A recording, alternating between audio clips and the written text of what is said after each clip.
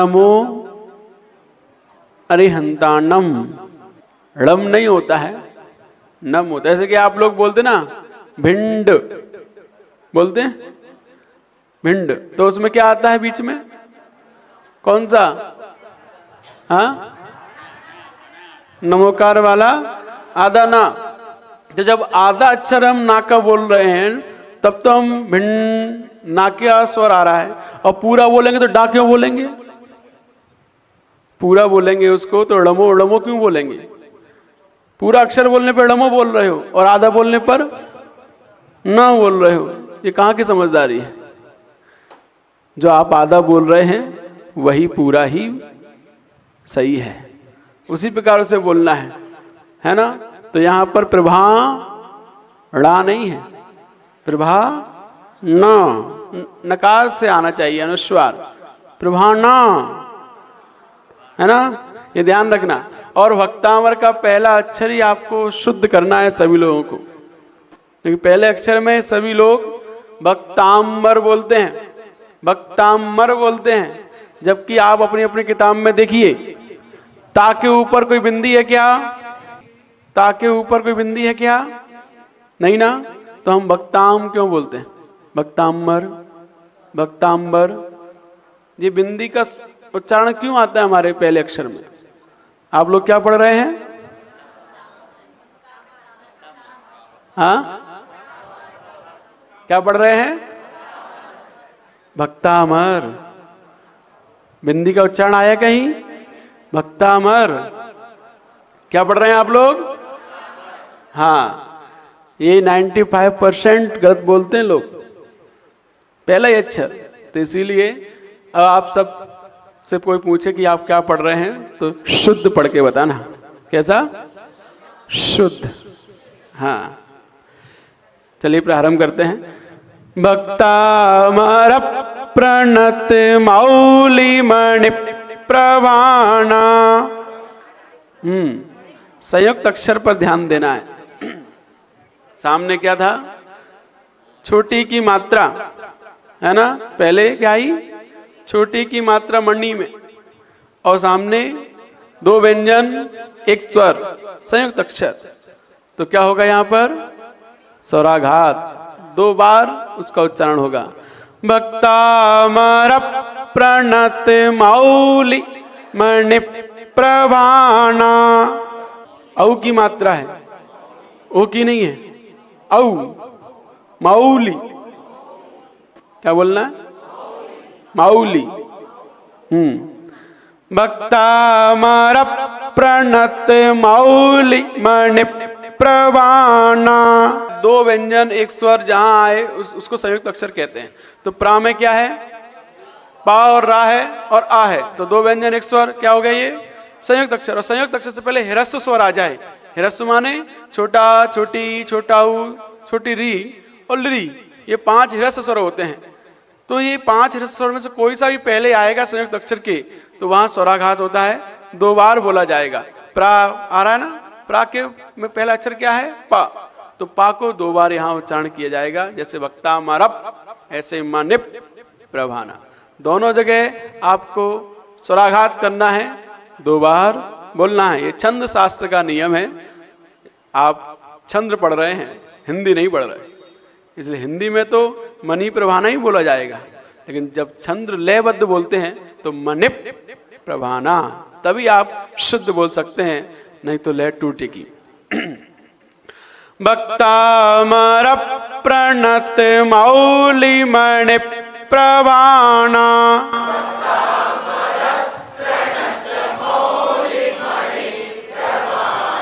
मुद्योतकं दलित पापितमो वितानम।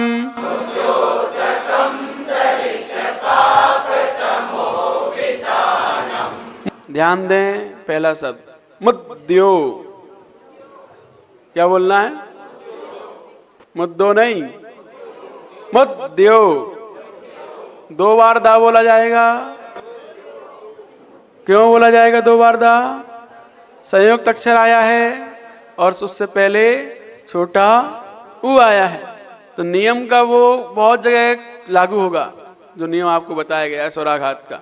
तो मुद्यो उसमें दा है, या है और छोटा ओ है, तो दो व्यंजन एक स्वर क्या कहलाइए? संयुक्त अक्षर। उससे पहले छोटा ऊ ह्रस्व स्वर आया, इसीलिए स्वराघात होते मुद्यो। हाँ, दा और या। तकम, तिकम नहीं, तकम। बहुत से लोग मुद्यो तिकम बोलते हैं, मुद्यो तिकम नहीं, मुद्यो तकम, ध्यान रखना। मुद्यो तकम दलित पाप तमो वितानम,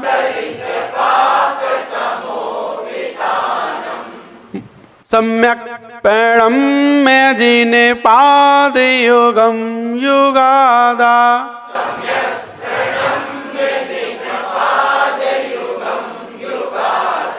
सम्यक पैणम में जिने पाद युगम युगादा,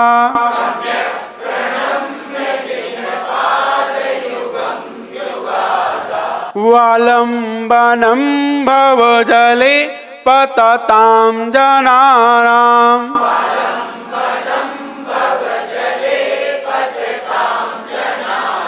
वालंबनम भव जले पतताम जनानाम।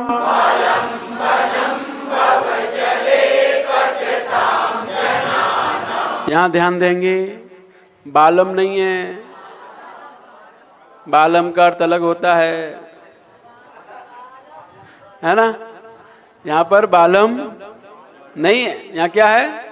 वालम, वालम। हाँ, यहाँ वाह है, बा नहीं है।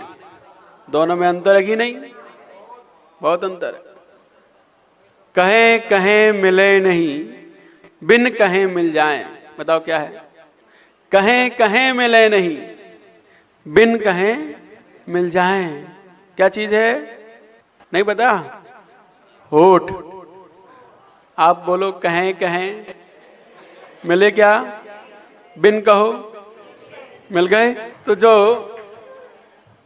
बकरी वाला बा होता है उसमें होठ मिलते हैं, और ये वन वाला बा होता है इसमें होठ नहीं मिलते हैं। ये ध्यान रखना। होठ मिल गए तो आप बकरी वाला बा बोल रहे हैं, और होठ नहीं मिले तो वन वाला बा बोल रहे हैं। ये ध्यान रखना। हाँ, वो बालम में होठ मिलते हैं तो वो बकरी वाला बा है। वालंबनम भव जले पतताम जनानाम,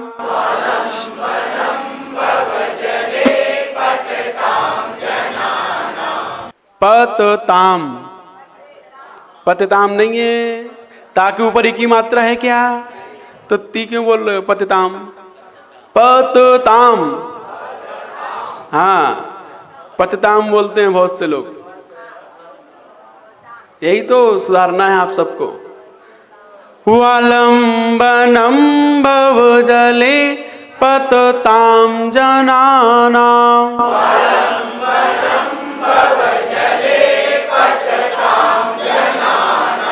पढ़िए। भक्ता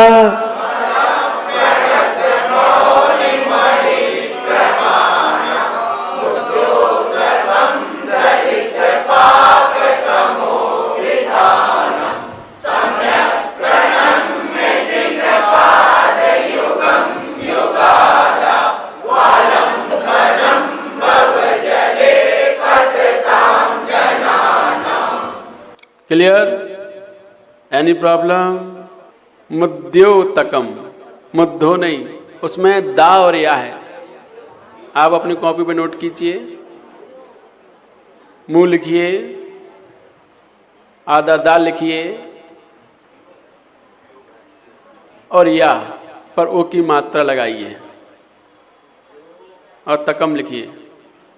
अब इसे पढ़िए। क्या पढ़ेंगे? क्या पढ़ेंगे? यही बोलना है ना। ये अपन ने खोल के लिख दिया, वहां पर दा और या मिक्स है, ठीक है ना। आधा दा, या पर ओ की मात्रा। क्लियर? और किसी कोई problem? All of you clear? हाँ, आगे बढ़े। प्रैक्टिस तो करनी पड़ेगी। बिना प्रैक्टिस के आप लोग पुरानी कैसेट वाला ही पढ़ोगे, शुद्ध नहीं पढ़ पाओगे। अब वही तो कह रहे, बचपन से देखो, वो लोग अच्छे हैं जिनको बचपन में शुद्ध मिल रहा है। अब जिनको इस अवस्था में शुद्ध मिल रहा है उन्हें तो बहुत मेहनत करनी पड़ेगी, है ना। वो किस्मत वाले हैं जिन्हें बचपन में ही शुद्ध मिल गया। तो आप लोग ये बताइए कि पहले छंद में कितनी गलतियां निकली आप लोगों की। तो पहले छंद में ही आप लोगों की 4-5 तो आराम से गलतियां निकली होंगी। तो पूरे वक्तावर में कितनी पढ़ते हो सेठी जी। तो इस प्रकार हमें अपने जीवन में ये भक्तामर को शुद्ध करना है जो यहाँ पर किया जा रहा है। ठीक है, चलिए अब इसका फल देखते हैं। इसी छंद के ऊपर इसका फल लिखा हुआ है, सर्व विघ्न विनाशक।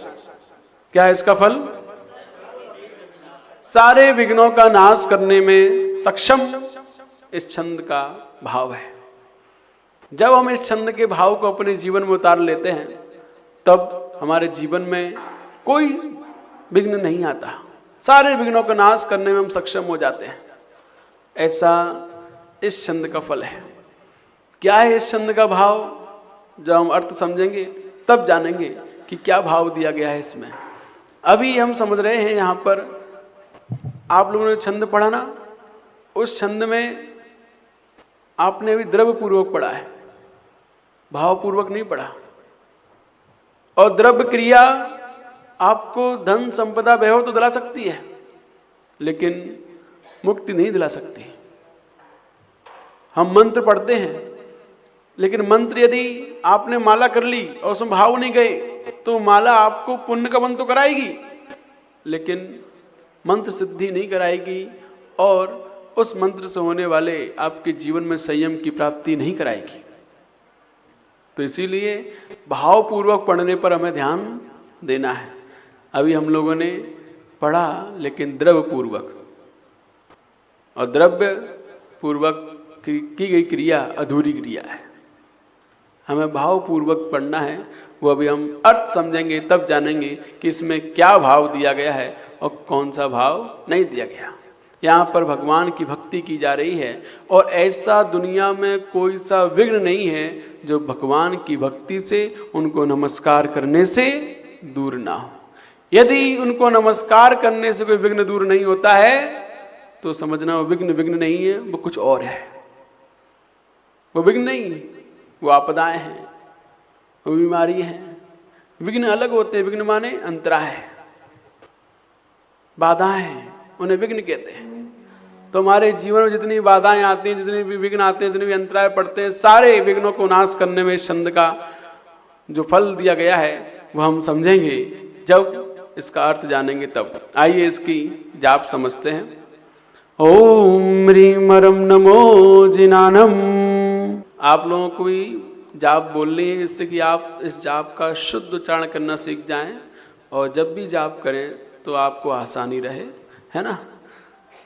तो यहाँ पर रिद्धिधारी मुनिराज आए हैं और वो कौन से हैं? तो तद्भव मोक्षगामी, इसी भव से मोक्ष जाने वाले ये मुनिराज हैं जिनको जिन संज्ञा प्राप्त है।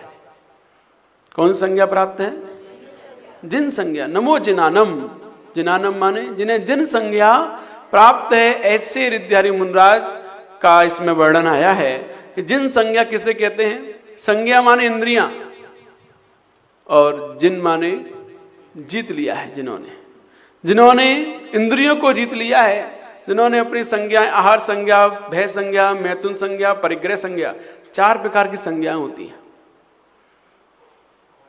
आहार संज्ञा, भय संज्ञा, मैथुन संज्ञा और परिग्रह संज्ञा। संज्ञा माने आसक्ति, इच्छाएं। तो जब हम इंद्रियों को और अपनी इच्छाओं को, अपनी संज्ञाओं को जीत लेते हैं तब हम कौन कहलाते हैं?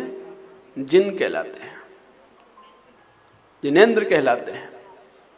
तो इसलिए यहाँ पर वो मुनिराज हैं जिन्हें जिन संज्ञा प्राप्त है, जो नियम से उस भव से मोक्ष जाएंगे, वज्र सव नारा सनन के धारी हैं।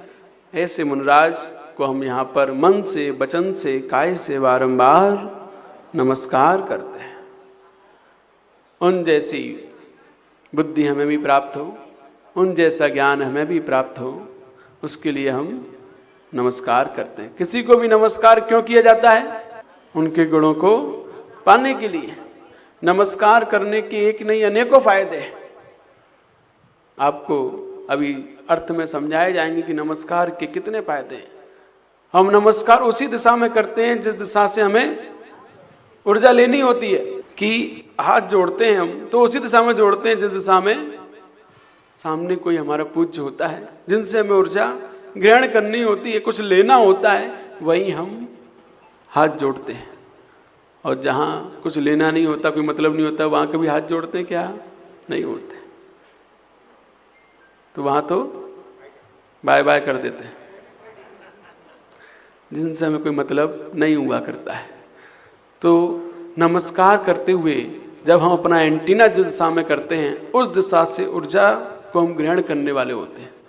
जिस प्रकार से आप लोग पहले के समय में एंटीना होता था घरों में, और टीवी पर जब मच्छर आते थे, कुछ दिखाई नहीं देता था, तो क्या करते थे?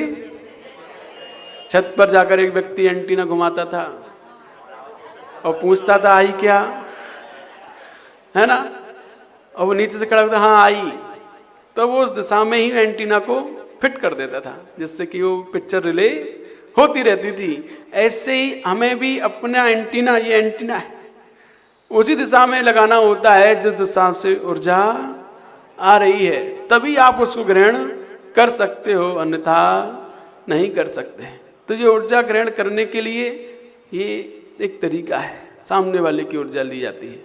तो इसीलिए हम उनको नमस्कार करते हैं, और ये नमस्कार करने के क्या क्या लाभ हैं हम अभी समझ रहे हैं। तो यहाँ पर नमो जिनानम जो मुनराज हैं, ये रिद्धियों से युक्त मुनराज हैं, जिन संज्ञा प्राप्त है। जिन संज्ञा चौथे गुण स्थान से प्रारंभ हो जाती है।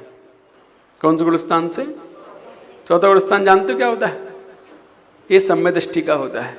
गुण स्थान माने स्टेज, ऊपर उठना। पहले स्टेज पर होते हैं मिथ्या दृष्टि लोग, जिसे पहला गुण स्थान कहते हैं। दूसरे नंबर पर सासाधन, तीसरे पर मिश्र वाले, और चौथे पर सम्यक दृष्टि होते हैं। और सासाधन वाले, मिश्र वाले ज़्यादा नहीं होते, बहुत कम लोग होते हैं। मुख्यतः पहले और चौथे की होती है, क्योंकि व्यक्ति पहले से सीधे डायरेक्ट चौथे में आता है, दूसरा तीसरे में नहीं जाता। ये नियम है। क्यों? क्या सम्यक दर्शन, मिथ्या दृष्टि जैसे ही सम्यक्त को प्राप्त करता है, सीधे चौथी क्लास में पहुंचता है। चौथी से जब वो नीचे गिरता है, उसके परिणाम गिरते हैं, तब वो तीसरी में आता है, फिर दूसरी में आता है, पहली में भी चला जाता है।